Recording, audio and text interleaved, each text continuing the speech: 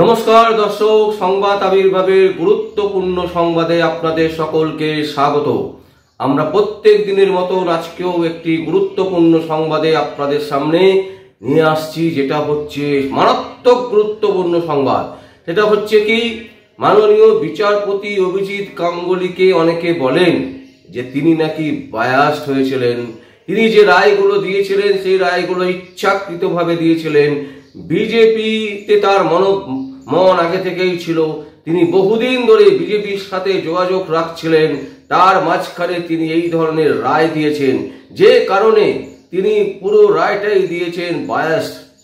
কিন্তু দর্শক, আপনাদের সামনে বলে রাখি, মাননীয় বিচারপতি অভিজিৎ গাঙ্গুলি যেখানে থেমে গেছেন সেইখান থেকে আরো এক ধাপ এগিয়ে কলকাতা হাইকোর্টের যে অবজারভেশন, সেই অবজারভেশন কিন্তু মারাত্মক। এবং তৃণমূল কংগ্রেসের সুপ্রিমো মাননীয় মুখ্যমন্ত্রী মমতা ব্যানার্জির নেতৃত্বে যে একটা বিরাট দুর্নীতি হয়েছে শিক্ষাক্ষেত্রে, সেটা কিন্তু প্রমাণিত। দর্শক, কেন বলছি আমরা, কলকাতা হাইকোর্টে গতকাল একটা সাংঘাতিকভাবে অবজারভেশন দিয়েছেন মাননীয় বিচারপতি ডিভিশন বেঞ্চ দেবাংশু বসাক ও মোহাম্মদ সবর রশিদ। এই দুজনের, মাননীয় বিচারপতি দেবাংশু বসাক এবং মোহাম্মদ সব্বর রশিদ, এই দুজনের যে ডিভিশন বেঞ্চ, সেই ডিভিশন বেঞ্চ কিন্তু সাংঘাতিকভাবে একটা বড় অবজারভেশন দিয়েছেন। এসএসসির দুর্নীতি যে হয়েছে, শিক্ষাক্ষেত্রে যে ব্যাপক দুর্নীতি হয়েছে, সেই দুর্নীতি সংক্রান্ত মামলার শুনানি চলাকালীন আপনারা সবাই জানেন যে সুপ্রিম কোর্টের নির্দেশে মাননীয় বিচারপতি অভিজিৎ গাঙ্গুলি যে রায়গুলো দিয়েছিলেন, সেই রায়ের এগেনস্টে সুপ্রিম কোর্টে গেছিল শাসক পিসির ভাইপো অভিষেক ব্যানার্জি। তিনি মনে করেছিলেন যে সুপ্রিম কোর্টে গেলে তিনি নিষ্কৃতি পেয়ে যাবেন। তৃণমূল কংগ্রেস ভেবেছিল যে সুপ্রিম কোর্ট থেকে যদি একটা অর্ডার বের করে আনা যায়, কিন্তু সুপ্রিম কোর্ট সেই ফাইলগুলো পাঠিয়ে দিয়েছিলেন মাননীয় দেবাংশু বসাক বিচারপতি এবং বিচারপতি মোহাম্মদ সব্বর রশিদ। এই দুজনের কাছে ফাইলগুলো পাঠিয়ে দিয়েছিলেন, বলেছিলেন যে শিক্ষাক্ষেত্রে যা দুর্নীতি হয়েছে সমস্ত দুর্নীতির ফাইলের মামলা এনারা দেখবেন। এবং এনাদের মধ্যেই হচ্ছে দেবাংশু বসাক মাননীয় বিচারপতি কালকে যে অবজারভেশনটা দিয়েছেন, সেই অবজারভেশনটা শুনলে কিন্তু শিউরে উঠতে হয়। এবং তার যে বক্তব্য একেবারে পরিষ্কার, এবং তিনি যেভাবে ধরেছেন গলা টিপে তৃণমূল কংগ্রেসের অভিজিৎ গাঙ্গুলি, মাননীয় বিচারপতি, প্রাক্তন বিচারপতি অভিজিৎ গাঙ্গুলি, তিনি তো অনেক শান্তভাবে বলতেন, তিনি অনেক ঠান্ডা মাথার লোক ছিলেন, তিনি অনেক সুস্থভাবে স্পষ্ট করে ধীরে সুস্থে বলতেন। কিন্তু মাননীয় বিচারপতি দেবাংশু বসাক তিনি কিন্তু একেবারে এইভাবে বলেননি। তিনি একেবারে তৃণমূল কংগ্রেসের গলা টিপে ধরেছেন। তিনি যে অবজারভেশন দিচ্ছেন, দর্শক আপনাদের সামনে আমরা বলছি, শুনুন কি আনকোট, একেবারে কোট আনকোট তিনি যেটা বলেছেন সেই কথাটাই আমরা আপনাদের সামনে তুলে ধরছি। দুর্নীতি প্রমাণ হলে পুরো নিয়োগ প্রক্রিয়া বাতিল করা যেতে পারে। দুর্নীতি প্রমাণ হলে পুরো নিয়োগ প্রক্রিয়া বাতিল করা যেতে পারে, আবার প্রয়োজনে নিয়োগ প্রক্রিয়ার অংশবিশেষও বাতিল করা যেতে পারে। এই দুটি পথই এখনো পর্যন্ত আমাদের কাছে আছে, তবে এটা একেবারে প্রাথমিক পর্যায়ে। এখনো অনেক কিছু খতিয়ে দেখবে আদালত। পুরো প্রক্রিয়া অবৈধ হলে পরিণতি যা হওয়ার তাই হবে। পিছনের দরজা দিয়ে চাকরি পেলে কি করা উচিত? ৫-১০ হাজার ব্যক্তির ভবিষ্যতের থেকে দেশের ভবিষ্যৎ বেশি গুরুত্বপূর্ণ। কমিশনকে বিশ্বাস করতে না পারলে তো পুরো নিয়োগ বাতিল করা উচিত। পুরো প্রক্রিয়াই তো অস্বচ্ছ বলে প্রমাণ হবে। আইনজীবী জয়ন্ত মিত্র তিনি বলছেন যে এসএসসি যে সমস্ত তথ্য দিচ্ছেন এবং পুরো তথ্য তারা কোনোভাবেই দিচ্ছেন না, এতে কিন্তু মাননীয় বিচারপতি দেবাংশু বসাক আরো বেশিভাবে ক্ষিপ্ত। তিনি বলছেন যে এই ধরনের জিনিস যদি চলতে থাকে, এবং যেটা এখনো পর্যন্ত দেখা যাচ্ছে, তাতে কিন্তু পুরো নিয়োগ প্রক্রিয়াটাকেই বাতিল করে দেওয়া হতে পারে। একটা বস্তা আপেলের মধ্যে যদি একটা পচা আপেল থাকে, সেই পচা আপেলটা কিন্তু পুরো বস্তাটাকে নষ্ট করে দেয়। বস্তায় যতগুলো আপেল থাকবে পুরো আপেলগুলো কিন্তু নষ্ট করে দেবে। এই ধরনের মন্তব্য কিন্তু তিনি করেছেন, যেটা তিনি বলতে চাইছেন যে শিক্ষা ক্ষেত্রে 5-10 হাজার যে নিয়োগ হয়েছে পেছনের দরজা দিয়ে টাকার বিনিময়, তারা কিন্তু এই পুরো শিক্ষা ব্যবস্থাটাকে নষ্ট করে ছেড়ে দেবে। তাই এদের নিয়োগকে আটকে দিতে হবে, এদের নিয়োগকে বাতিল করে দিতে হবে। তাতেই কিন্তু আগামী ভবিষ্যতের ক্ষেত্রে সেটা কিন্তু একটা ভালো সিদ্ধান্ত হবে। যদি তা না করা হয় তাহলে কিন্তু মুশকিল আছে। কারণ এই 5-10 হাজার যে শিক্ষক, তারাই কিন্তু আগামী যে সমস্ত ভবিষ্যৎ, সেই ভবিষ্যৎকে তৈরি করবে।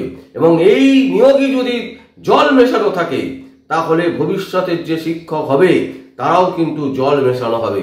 সুতরাং ভবিষ্যতের কথা চিন্তা করে, দেশের ভবিষ্যতের কথা চিন্তা করে এদের চাকরি থেকে একেবারে বাতিল করতে হবে। এই ধরনের যে অবজারভেশন হওয়ার পর তৃণমূল কংগ্রেসের সুপ্রিমো মুখ লুকাতে পারছেন।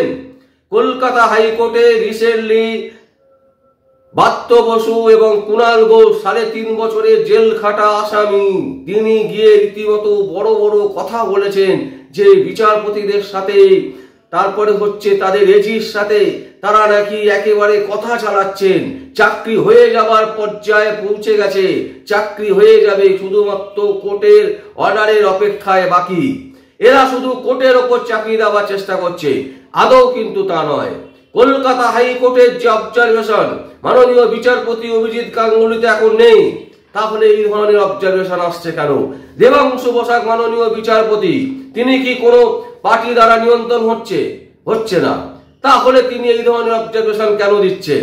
আসলে তৃণমূল কংগ্রেসের যে এত বড় দুর্নীতি মমতা ব্যানার্জির নির্দেশে হয়েছে, অভিষেক ব্যানার্জির নির্দেশে হয়েছে, শুধু প্রমাণের অপেক্ষায়। সামান্য একটু জায়গা বাকি আছে প্রমাণ হতে, বাকি কিন্তু প্রমাণিত। কারণ যেভাবে দুর্নীতি হয়েছে, সাধারণ ছেলে মেয়েদের হাতে যেভাবে তথ্য প্রমাণ আছে, তাতে মাননীয় মুখ্যমন্ত্রী মমতা ব্যানার্জি এটাকে ঢাকতে পারবেন না।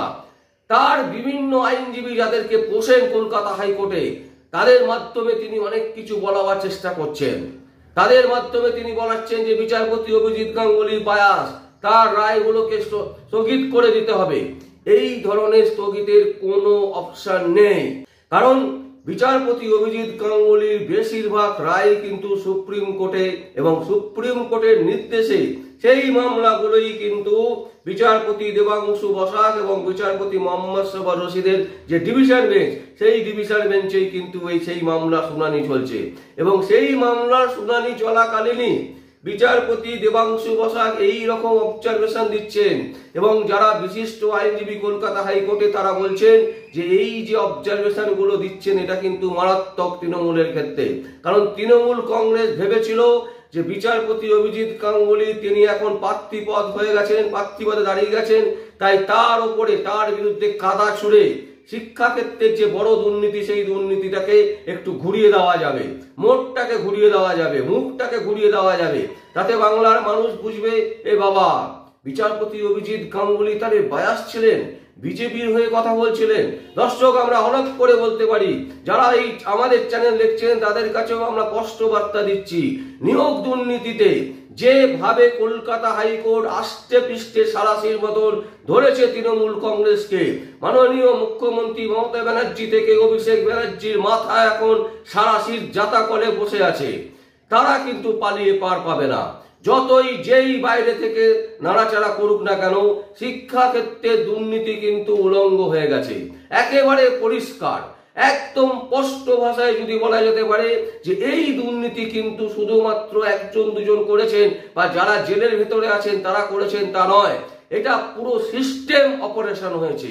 সেই সিস্টেম অপারেশনকে ধরার জন্যই কিন্তু মাননীয় কলকাতা হাইকোর্টের বিচারপতিগণ তারা কিন্তু বলছেন এটা একটা সামান্য ব্যাপার, আরো অনেক কিছু তদন্তের মধ্যে উঠে আসবে, তদন্ত দ্বারা উঠে আসবে। সুতরাং বুঝুন দর্শক, আমরা যেটা আপনাদের কাছে বোঝাবার চেষ্টা করছি বা বলার চেষ্টা করছি, সেটা হচ্ছে শিক্ষা ক্ষেত্রে যে ব্যাপক হারে দুর্নীতি হয়েছে, এটা কিন্তু প্রমাণিত। কারা কারা দুর্নীতি করেছে তাদের মাথাকে ধরতে হবে। মাথার আগে পর্যন্ত, কান পর্যন্ত কিন্তু সিবিআই বলুন, ইডি বলুন, কলকাতা হাইকোর্ট বলুন, তারা কিন্তু পৌঁছে গেছে। এবার শুধু মাথার অপেক্ষা। আমরা আজকের এই গুরুত্বপূর্ণ সংবাদ আপনাদের সামনে তুলে ধরলাম। দর্শক, আপনাদের যদি কোনো কমেন্টস থাকে অবশ্যই আপনারা কমেন্ট বক্সে কমেন্ট করবেন। আর দেখতে থাকুন পরবর্তী সংবাদ আবির্ভাবে। আমার নাম বিশ্বজিৎ পাল, সংবাদ আবির্ভাবের জন্য।